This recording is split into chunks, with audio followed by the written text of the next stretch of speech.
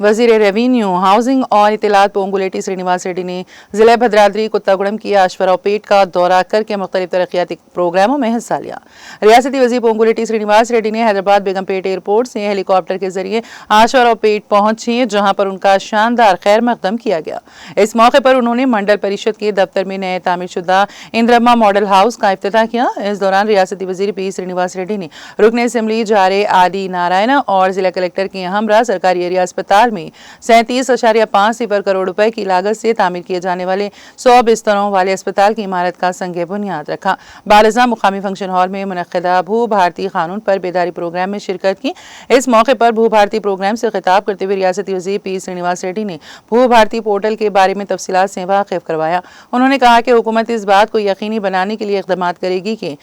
छोटे और मामूली किसान जो आश्वरावपेट मंडल के सर्वे नंबर 911 और 152 में कई सालों से खेती कर रहे हैं और वो मुश्किलात का सामना कर रहे हैं, उनका जल्द ही भू भारती के जरिए हल निकाला जाएगा।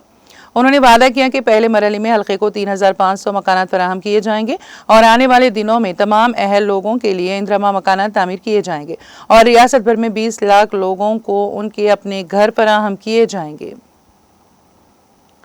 20 లక్షల ఇళ్లు కట్టించాలనే చిత్తశుద్ధితో మన ఇందిరమ్మ ప్రభుత్వం పనిచేస్తుంది. దాంట్లో భాగంగా మీ అశ్వరావుపేట నియోజకవర్గానికి కూడా మొదటి విడత ఏమైతే 3.5 ఇళ్లు ఇచ్చామో పేదవాళ్ళలో బహుపేదవాళ్ళు కట్టుకునే విధంగా సైనికుల్లా పనిచేసే ఇందిరమ్మ కమిటీ సభ్యులు చిత్తశుద్ధితో పేదవాళ్ళనే సెలెక్ట్ చేయాలని కూడా ఈ వేదిక నుంచి మీ అందరికీ ఇందిరమ్మ కమిటీ సభ్యులకి తెలియజేస్తున్నాను. భాగస్వాములుగా ఉన్న మీరు ఈ రాష్ట్రంలో భగవంతుడు ఇచ్చిన అవకాశాన్ని ఉపయోగించుకొని పేదలకి మంచి చేసే అవకాశం ఏదైతే ఈ భూభారత ద్వారా ఈనాడు వచ్చిందో దీన్ని సద్వినియోగం చేసి పేదవాడికి ఇబ్బంది కలగకుండా ఉండే విధంగా ఈ చట్టాన్ని